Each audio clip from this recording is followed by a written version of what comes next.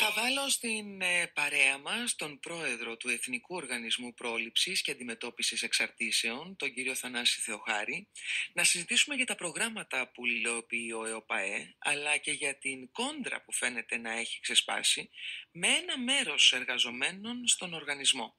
Κύριε Πρόεδρε, κύριε Θεοχάρη, καλημέρα. Σας ευχαριστώ θερμά για την επικοινωνία και ξέρετε, η σημερινή μας συζήτηση έρχεται και στον απόϊχο της πρωινής σύσκεψης στο Μαξίμου, όπου παρουσιάστηκαν 3 νέα ψηφιακά εργαλεία που θα συμβάλλουν στην αύξηση της αποτελεσματικότητας των ελέγχων, ούτως ώστε να εφαρμοστεί η απαγόρευση πώλησης αλκοολούχων ποτών και καπνικών προϊόντων σε ανηλίκους. Καλημέρα κύριε Πρόεδρε, ευχαριστώ πολύ για την επικοινωνία. Καλημέρα κυρία Σιμωδαδά, καλημέρα, ευχαριστώ για την πρόσκληση. Είδα αυτή την ας πούμε κόντρα και καταλαβαίνω από την εμπειρία μου ότι όπου πάει να μπει τάξη υπάρχει αντίδραση και δεν είναι αυτό ότι όπου υπάρχει δράση υπάρχει αντίδραση. Όπου πάει να μπει πλαίσιο και κάποιοι χάνουν αυτό που θεωρούσαν κεκτημένο από μόνο του γιατί είχαν αφαιθεί σε έναν αυτόματο πιλότο, αρχίζουν και αντιδρούν με πράγματα που άλλοτε ισχύουν και άλλοτε όχι. Θα ήθελα λοιπόν να ξεκινήσουμε από την ανακοίνωση του Συλλόγου Εργαζομένων ΟΚΑΝΑ και τις καταγγελίες που αφορούν στα θεραπευτικά προγράμματα και τις μεθόδους που χρησιμοποιούνται. Τι ακριβώς συμβαίνει, κύριε Πρόεδρε?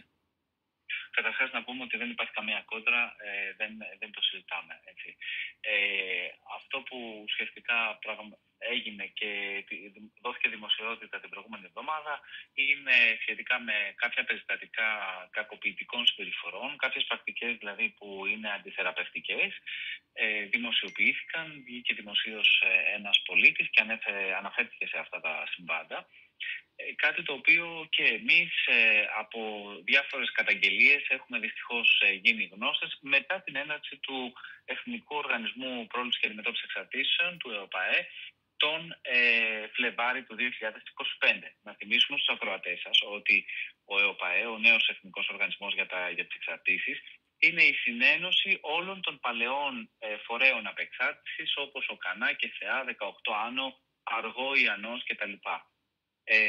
Ο Εθνικός Οργανισμός ήταν μια ουσιαστική και ριζική μεταρρύθμιση για ακριβώς αυτό το σκοπό το οποίο είπατε. Να μπουν κάποια πράγματα σε μια σωστή σειρά, να μπουν κάποια πράγματα και να αναδιοργανωθούν, να μην υπάρχουν αλληλοεπικαλύψεις και να υπάρχουν πρωτόκολλα θεραπευτικά, να υπάρχει μια επιστημονική τεκμηρίωση και να μην είμαστε χύμα στο κύμα. Ναι. Το λέω πολύ λαϊκά. Αλλά για να το καταλάβουν όλοι, αυτή είναι η πραγματικότητα. Και να σας πω κάτι, το διαπίστωνα και εγώ κατά καιρούς, όταν ερχόταν κάποιος εκπρόσωπος δεν λέμε τώρα για τον ΟΚΑΝΑ που ήταν ούτως ή άλλως ας πούμε η ναυαρχίδα μέχρι τότε του συστήματος απεξάρτησης, αλλά για άλλα μικρότερα. Ερχόταν ο καθένας και έλεγε εγώ είμαι εκεί, είμαι υπεύθυνος, χωρίς αυτό να πιστοποιείται με κάποιον τρόπο, είμαι ο διευθυντής, χωρίς επίσης να πιστοποιείται με κάποιον τρόπο. Εμείς οι πιο έμπειροι και πιο ψηλιασμένοι βάζαμε κάπου φρένο και λέγαμε όπα, περίμενε να δούμε τι είναι αυτό που εσύ έρχεσαι να επικαλεστείς. Επίσης βλέπαμε αυτές τις αλληλοκαλύψεις, ότι ο κόσμος δεν ήξερε πού να απευθυνθεί για να ζητήσει βοήθεια. Από το Φεβρουάριο λοιπόν δημιουργήθηκε ο ΕΟΠΑΕ που πήρε στην ομπρέλα του όλα αυτά και προσωπικό από ό,τι καταλαβαίνω και δομές, κυρίως όμως έρχεστε και εσείς κύριε Θεοχάρη που σας παρακολουθώ πολλά χρόνια πριν αναλάβετε τη διοίκηση του ΟΚΑΝΑ και μετέπειτα του ΕΟΠΑΕ, ότι έχετε μια πάρα πολύ μεγάλη εμπειρία σε αυτά τα ζητήματα, στο πεδίο δηλαδή, από τις θέσεις που έχετε υπηρετήσει και από τα νοσοκομεία, από τα ψυχιατρία. Λοιπόν, τι γίνεται τώρα, πόσο έχουν αλλάξει αυτές τις θεραπευτικές προσεγγίσεις σε σχέση με όσα ίσχυαν πριν από τη δημιουργία του ΕΟΠΑΕ? Μέχρι τότε έκανε ας πούμε περίπου ο καθένας ό,τι νόμιζε ότι έπρεπε να κάνει. Κοιτάξτε να πείτε. Καταρχάς να πούμε ότι με τον νέο οργανισμό δεν σταμάτησε καμία προσέγγιση να υπάρχει. Δηλαδή, αυτή τη στιγμή έχουμε παρεχόμενες υπηρεσίες που αφορούν την φαρμακευτική υποκατάσταση, έχουμε παρεχόμενες υπηρεσίες που αφορούν την στεγνή απεξάρτηση όπως λέγεται, είτε σε κοινότητες είτε σε ψυχοθεραπευτικό πλαίσιο και έχουμε όλες τις επιλογές διαθέσιμες. Αυτό είναι κάτι το οποίο ο νόμος το όριζε ρητά. Δεν έχει σταματήσει καμία δομή, καμία υπηρεσία να λειτουργεί. Αν για παράδειγμα όμως είχαμε 3 παρόμοιες υπηρεσίες στη Θεσσαλονίκη και έπρεπε να λειτουργούν και οι τρεις, συγγνώμη που θα το πω, αλλά δεν έπρεπε να λειτουργούν και οι τρεις παράλληλα. Έπρεπε να είναι μία καλά στελεχωμένη, να παρέχει υπηρεσίες στους ανθρώπους, να είναι το ωράριο λειτουργίας τέτοιο που να βοηθά τους πολίτες να λάβουν τις υπηρεσίες, δηλαδή πρωί-απόγευμα, και όχι να υπάρχουν τρία διαφορετικά σημεία τα οποία μπορεί να μην καταλάβεις τελικά σε ποιο θα πρέπει να απευθυνθείς. Το θέμα είναι ότι υπάρχουν οι κοινότητες, υπάρχουν τα στεγνά προγράμματα, διατηρούνται, δεν έχει σε κανένα πρόβλημα παρά τις κασάνδρες, τις διάφορες από εδώ και από εκεί που ακούγονται. Και να πούμε ότι η διαδικασία αυτή η οποία έγινε γνωστή την προηγούμενη εβδομάδα για τις κακοποιητικές συμπεριφορές, εμείς ως οργανισμός βγήκαμε και είπαμε ότι έχουμε καταγγελίες, έχουμε αναφορές.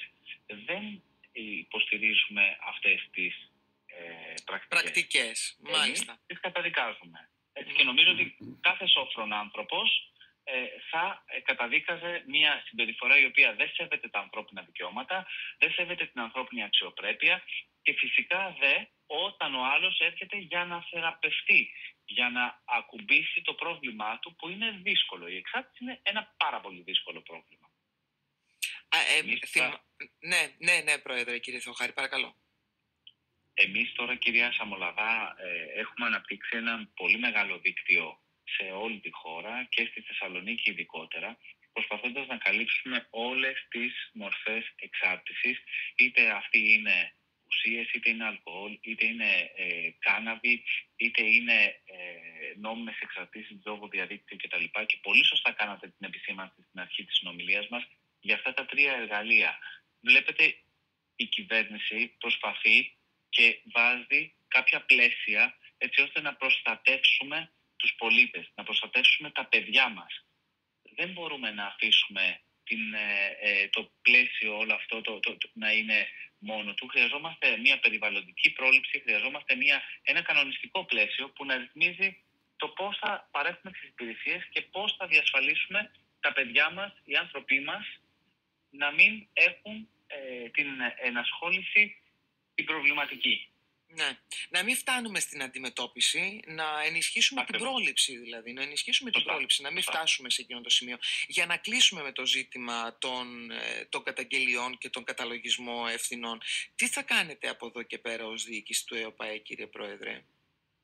Κοιτάξτε, εμείς από την πρώτη στιγμή που λάβαμε τις καταγγελίες, και μπορώ να σας πω ότι είναι επώνυμες καταγγελίες και δυστυχώς αφορούν ανήλικα παιδιά, πέραν δηλαδή της καταγγελίας αυτής που έγινε προχθές από το δημόσιο, από ένα τηλεοπτικό κανάλι, που αφορούσε άλλη δομή, και αυτή θα εξεταστεί, αλλά όλα αυτά έχουν διαβιβαστεί στον αρμόδιο εισαγγελέα, γιατί υπερβαίνουν την αρμοδιότητα του οργανισμού, υπερβαίνουν δηλαδή τα διοικητικά όρια δράσης του οργανισμού, και να διερευνηθεί από τον αρμόδιο εισαγγελέα και τα ελληνικά δικαστήρια αν υπάρχουν τυχόν ποινικές άλλες ευθύνες. Αυτό είναι, νομίζω, αυτό το οποίο πρέπει να κάνουμε ως δημόσιοι λειτουργοί. Παράλληλα, να σας πω ότι εμείς έχουμε μετακινήσει προσωπικό και έχουμε ενισχύσει τις δομές αυτές που είχαν θέματα στελέχωσης και έχουμε μια διεπιστημονική τέλος πάντων προσέγγιση πλέον με όλες τις ειδικότητες, κάτι το οποίο δεν υπήρχε παλιότερα. Ήξερα, Πρόεδρε, ότι παλιά, τώρα μιλάμε πριν από δεκαετία ή και 7ετία, ότι λειτουργούσαν κάποιες μονάδες, όχι του ΟΚΑΝΑ, σίγουρα όχι το ΟΠΑΕ δεν υπήρχε, υπενθυμίζω ότι ο ΟΠΑΕ δημιουργήθηκε το Φεβρουάριο που μας πέρασε. Υπήρχαν όμως κάποιες μονάδες που είχαν, ας πούμε, σαν υπεύθυνους, σαν αρμόδιους, σαν αυτούς που υποδεχόταν ή και έκαναν τα θεραπευτικά δικά τους κομμάτια, ότι ήταν πρώην χρήστες. Και καταλαβαίνω να αξιοποιήσεις κάποιον που είναι πρώην εξαρτώμενος, γιατί ίσως να γνωρίζει καλύτερα τη γλώσσα της προσέγγισης. Αυτό μπορώ να το καταλάβω στη διαδικασία του street work. Δεν μπορώ να... Αναρωτιέμαι αν εξακολουθούν αυτοί οι άνθρωποι να μπορούν να έχουν τέτοιους ρόλους μέσα στις δομές σας. Κοιτάξτε να δείτε, οι άνθρωποι αυτοί, και τώρα μιλάτε σε έναν άνθρωπο ο οποίος ήταν από τους προτεργάτες και υποστηρικτές της ειδικότητας του ειδικού θεραπευτή, όπως λέγεται, που ήταν άτομο το οποίο είχε απεξαρτηθεί και συμβάλλει στη θεραπευτική διαδικασία. Σαφώς και οι άνθρωποι αυτοί έχουν μία θέση στην θεραπευτική ομάδα που μπορεί να συμβάλλει ουσιαστικά στην λειτουργία μιας δομής. Όμως δεν φτάνουν μόνο αυτοί. Χρειάζεται να υπάρχει μια διεπιστημονική προσέγγιση, να υπάρχει δηλαδή και ψυχολόγος, να υπάρχει και ιατρική εκτίμηση αξιολόγηση, να υπάρχει και νοσηλευτικό προσωπικό, να υπάρχει και κοινωνικός λειτουργός. Δεν μπορεί μόνο μια ειδικότητα να αντιμετωπίζει τη θεραπευτική διαδικασία. Αυτό είναι το πρόβλημα. Καταλάβατε. Πρέπει να είναι διεπιστημονική, ανεξαρτήτως μοντέλου θεραπείας. Σε όλα τα μοντέλα θεραπείας υπάρχουν οι ομάδες, οι θεραπευτικές, που πρέπει να είναι διεπιστημονικές. Αν πάρετε και το 18 άνω, ψυχοθεραπεία έκανε, αλλά είχε και δραματοθεραπευτές, είχε και ψυχολόγους, είχε και γιατρούς, είχε και νοσηλευτές και κοινωνικούς λειτουργούς. Αντίστοιχα και ο Ιαννός και το Αργό. Αντίστοιχα και στον Οκανά και στο ΚΕΘΕΑ σε κάποιες περιπτώσεις υπήρχαν, αλλά γενικότερα δεν υπήρχαν. Αυτό όμως εμείς θέλουμε να το ενισχύσουμε. Δεν θέλουμε να υπάρχουν διεπιστημονικές ομάδες. Γιατί αλλιώς πάμε σε μεθόδους που δεν είναι 100% θεραπευτικές. Ναι. Εσείς στοχεύετε δηλαδή στην ολιστική και εξατομικευμένη φροντίδα του κάθε ατόμου με εξάρτηση. Φαντάζομαι ότι μέσα από αυτή την ενοποίηση αντιμετωπίσατε κάποιες προκλήσεις. Ποιες ήταν οι μεγαλύτερες, οι κύριες, οι πιο δύσκολες κατά την ενοποίηση αυτών των δομών, και αναρωτιέμαι αν όλοι αυτοί οι διάσπαρτοι ειδικοί ψυχικής υγείας και όχι μόνο, που ήταν 5 ψυχολόγοι από εκεί, 10 ψυχολόγοι από εκεί, 15 στην άλλη δομή, στον άλλον οργανισμό. Τώρα όλοι αυτοί που έχετε στο στρατό σας, όλους αυτούς, φαντάζομαι ότι αξιοποιούνται και καλύτερα. Γιατί από εκεί που είχατε μόνο στον ΟΚΑΝΑ 50, λέω τυχαίους αριθμούς, 50 ας πούμε ψυχολόγους, τώρα στον ΕΟΠΑΕ έχετε 100. Που σημαίνει ότι αυτοί οι 100 μπορούν να μπουν σε ένα πρόγραμμα που θα είναι ακόμη πιο προς όφελος των πολιτών, των εξαρτωμένων. Η μεγαλύτερη πρόκληση ήταν να γίνει μια εκλογήκευση του συστήματος. Αυτό ήταν το μεγαλύτερο στοίχημά μας, έτσι ώστε να μην υπάρχουν οι αλληλοεπικαλύψεις, να υπάρχει αυτή η ολιστική φροντίδα. Που τι σημαίνει ολιστική φροντίδα? Σημαίνει από το πεδίο που πιάνουμε τον άνθρωπο, το άτομο το οποίο έχει πρόβλημα εξάρτησης, μέχρι τη θεραπεία, όποια θεραπεία και να έχει, να τον έχουμε καλυμμένο με υπηρεσίες. Το λέω πολύ χοντρικά και χοντρά, αλλά αυτή είναι η ουσία. Δηλαδή ένας άνθρωπος ο οποίος αντιμετωπίζει πρόβλημα θα πρέπει από το πεζοδρόμιο, από το σπίτι που βρίσκεται και μπορεί να κάνει να έχει ένα πρόβλημα εξάρτησης, να μπορεί να του παρασχεθούν οι υπηρεσίες, να γίνει παραπομπή και να λάβει τις σωστές υπηρεσίες, αυτές που θέλει ο ίδιος, που επιθυμεί. Γι' αυτό και σωστά είπατε, είναι εξατομικευμένη η προσέγγιση. Τώρα, το βασικότερο θέμα ήταν ότι θα πρέπει να διασφαλίσουμε τη διεπιστημονικότητα. Έχετε απόλυτο δίκιο ότι ήταν κάπου πιο πολύ από τη μία ειδικότητα, κάπου λιγότερη. Σκεφτείτε ότι αυτή τη στιγμή έχουμε κοντά 250 δομές σε όλη τη χώρα και υπήρχαν πολύ περισσότερες με διπλοεπικαλύψεις. Και αυτή τη στιγμή μιλάμε για 2.000 άτομα προσωπικό σε όλη τη χώρα που δουλεύουν στις εξαρτήσεις. Όμως οι ανάγκες είναι πάρα πολλές. Υπήρχαν πάρα πολλές δομές που κυρίως στους φορείς όπως το ΚΕΘΕΑ ή το 18 άνω ή και ο Ιαννός ακόμα το Αργό δεν ήταν πλήρως τελεχωμένες. Οπότε προβήκαμε και σε περαιτέρω πρόσληψη προσωπικού και από τον Φλεβάρη και έπειτα μέχρι τώρα έχουμε προσλάβει σχεδόν άλλα 600 άτομα. Γιατί λείπαν.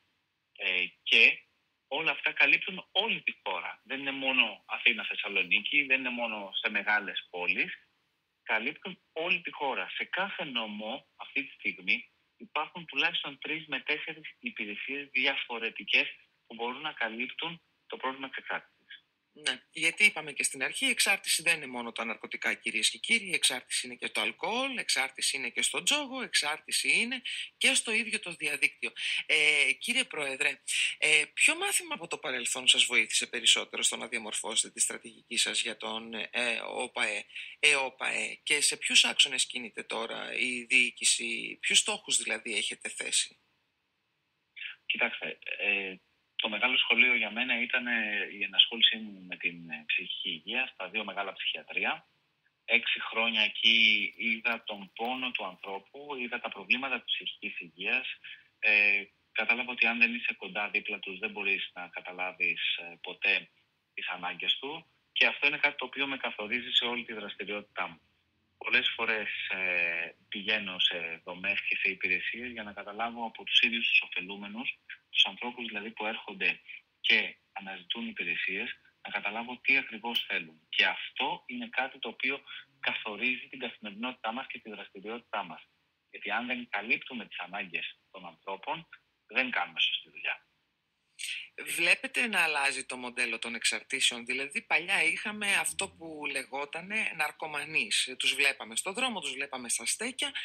Αλλάζει αυτό το μοντέλο, αλλάζει η μορφή εξάρτησης, κρύβεται πια, είναι άλλου είδους? Λοιπόν, μια πολύ όμορφη ερώτηση. Καταρχάς να πούμε ότι σε αυτή τη μεταρρύθμιση που έγινε, πλέον μιλάμε για εξαρτημένους ανθρώπους και όχι για ναρκωμανείς, τοξικομανείς και ούτω καθεξής. Προσπαθούμε δηλαδή να αποφύγουμε το στιγματισμό και την αρνητική ενοιοδότηση που δίνουν οι λέξεις αυτές, και μιλάμε για εξαρτήσεις, εξαρτητικές συμπεριφορές και εθισμούς.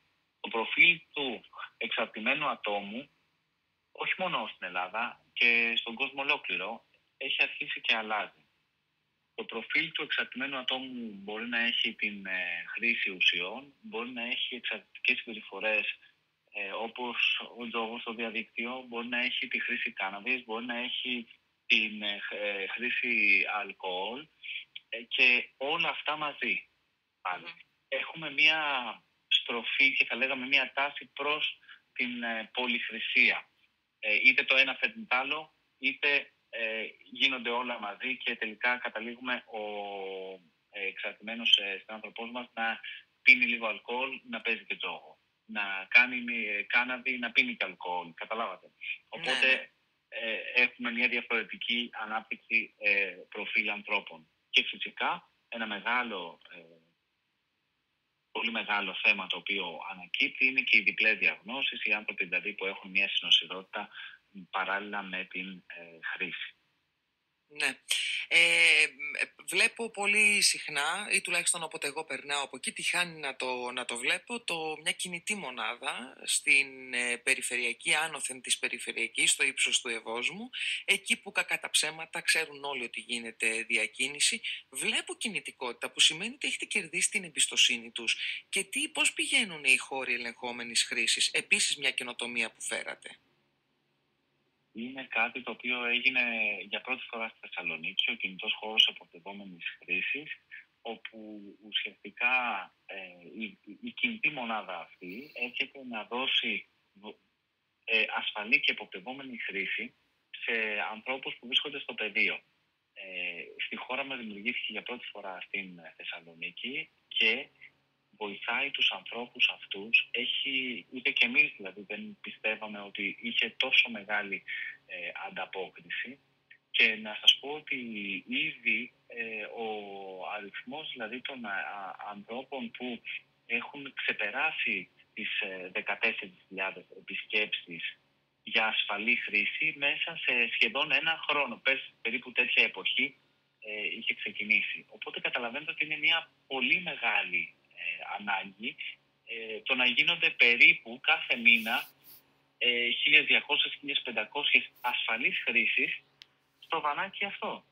Ναι. Αυτοί οι άνθρωποι έρχονται, τους περιβιούμαστε, κάνουμε την πρωτοβάθμια φροντίδα υγείας που χρειάζονται, παίρνουν καθαρά σύνεργα, παίρνουν συμβουλευτική, διασυνδέονται με μονάδες και με υπηρεσίες και μας εμπιστεύονται και πιστεύουν ότι αν κάνουν χρήση εκεί μπορεί να αποφύγουν κάποιο overdose, να αποφύγουν κάποια τοξίκωση.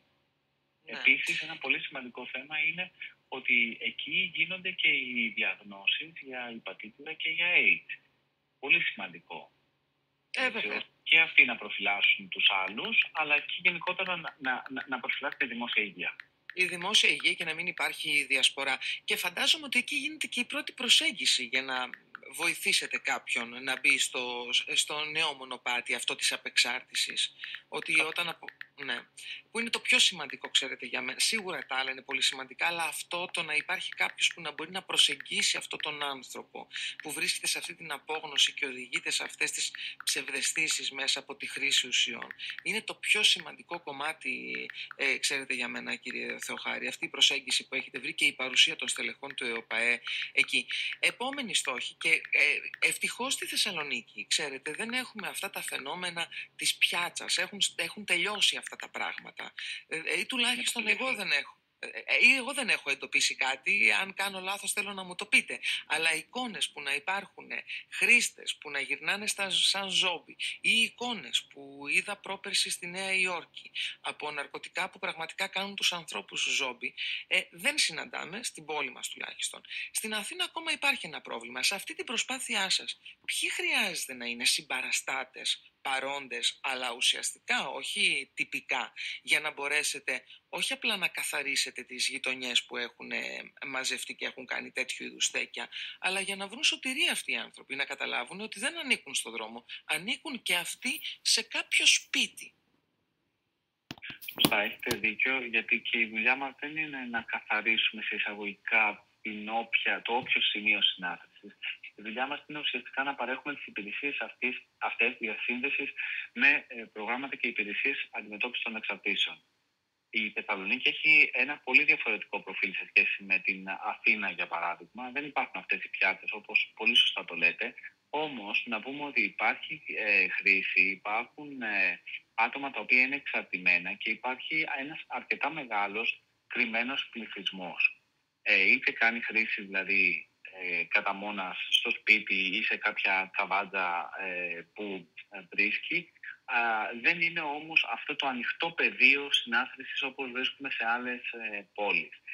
Το θέμα είναι ότι θα πρέπει όλοι μας, από τους πολίτες μέχρι τις δημοτικές αρχές, μέχρι την αστυνομία, μέχρι όλους τους φορείς που εμπλέκονται στην κοινωνική ζωή, να είναι κοντά σε αυτούς τους ανθρώπους και να θεωρούν ότι πρέπει να τους βοηθήσουν. Εμείς έχουμε αρκετές συνεργασίες και με το Δήμο και με την αστυνομία, αλλά πάντοτε υπάρχει δυστυχώς ο στιγματισμός. Το στίγμα το οποίο βαραίνει όλων μας την κουλτούρα. Πρέπει αυτό να το ξεπεράσουμε. Πρέπει αυτό να καταλάβουμε ότι οι άνθρωποι αυτοί χρειάζονται βοήθεια. Δεν είναι κάποιοι άνθρωποι οι οποίοι ήθελαν και έκαναν ακριβώς ή κάνουν αυτό που κάνουν. Είναι άνθρωποι οι οποίοι είναι σε αδύναμη θέση. Και εμείς πρέπει να είμαστε εκεί για να τους βοηθήσουμε και όχι να τους ρίξουμε μια κλωτσιά και να πάνε ακόμα πιο κάτω. Έτσι. Είναι άνθρωποι που δυστυχώς δεν βρήκαν την αγάπη, τη φροντίδα, την αποδοχή εκεί που έπρεπε και την αναζητήσανε ή βρέθηκε μπροστά τους ο επιτίδιος που τους έκανε να αισθάνονται ότι κάπου ανήκουν σε μια ψευδαίσθηση. Κύριε Πρόεδρε, κύριε Θεοχάρη, σας ευχαριστώ θερμά για την επικοινωνία. Χαίρομαι πολύ που δεν εφαρμόζονται τέτοιες τακτικές πλέον στις δομές του ΕΟΠΑΕ, τακτικές που παραπέμπουν σε άλλου είδους καθεστώτα και βέβαια που μπαίνει μια τέτοια τάξη και δεν μπορεί ο καθένας να λειτουργεί ανεξέλεγκτα, κάνοντας αυτό που νομίζει ότι είναι το σωστό. Όχι. Και δεν εφαρμόζονται και θα σας πω ότι και όπου υπάρχει μια δυσλειτουργία άμεσα παρεμβαίνουμε για να διορθωθεί και να γίνει ακόμα καλύτερη η υπηρεσία. Με θεραπευτικά πρωτόκολλα, με πρωτόκολλα τα οποία θα βοηθούν και πλαίσια λειτουργίας στις δομές και τις υπηρεσίες. Οφείλουμε στους πολίτες να δίνουμε υπηρεσίες για την ανάγκη τους. Ποιοτικές υπηρεσίες με σεβασμό και αξιοπρέπεια. Εσείς τώρα είστε και στην Ευρώπη που βλέπω ότι ταξιδεύετε και εκπαιδεύεστε και ενημερώνετε και εσείς εκπαιδεύετε άλλους και φέρνετε καλές πρακτικές. Τι καινούριο περιμένουμε να φέρετε, θα μας το πείτε σήμερα ή θα ανανεώσουμε το ραντεβού μας? Μπορούμε να ανανεώσουμε το ραντεβού μας, αλλά μπορώ να σας δώσω ένα πολύ μεγάλο project το οποίο κάνουμε, που πάμε και ανοίγουμε τα φτερά μας σε νέα τοπία, όπως είναι ο ψηφιακός εθισμός. Ένα πρόβλημα το οποίο το έχουμε εντοπίσει στην κοινότητα της απεξάρτησης και θα δημιουργήσουμε το Εθνικό Παρατηρητήριο για τον Ψηφιακό Εθισμό και να έχουμε ένα εργαλείο πλέον, έτσι ώστε οι νέοι και οι έφηβοι να μπορούν να έχουμε τη δυνατότητα να τους υποστηρίξουμε, να τους δώσουμε υπηρεσίες, να αναγνωρίσουμε το πρόβλημα και να καταγράφεται επιτέλους το ποιο και πόσο είναι το πρόβλημά μας στη χώρα σε σχέση με τον ψηφιακό εθισμό. Αχ, από τους γονείς πρέπει να ξεκινήσουμε. Από τους γονείς πρέπει να ξεκινήσουμε. Τα παιδιά τι να κάνουνε, το βλέπουν ως παιχνίδι. Δεν μπορούν να καταλάβουν το κακό που τους κάνει και το έλεγα και προχθές. Παιχνίδια ηλεκτρονικά, βλέπω όλο και περισσότερα ρεπορτάζ και δημοσιεύματα στο ξένο τύπο για ένα εξαιρετικά δημοφιλές ηλεκτρονικό παιχνίδι, τι προεκτάσεις έχει και πώς οι επιτίδιοι πίσω από το παιχνίδι αυτό προβαίνουν ακόμη και σε κακοποίηση, σεξουαλική εκμετάλλευση γενετήσια των παιδιών που απλά μπαίνουν ή νομίζουν ότι θα παίξουν ένα δημοφιλές παιχνίδι. Σας ευχαριστώ θερμά, Πρόεδρε, κύριε Θεοχάρη. Καλημέρα και καλή δύναμη.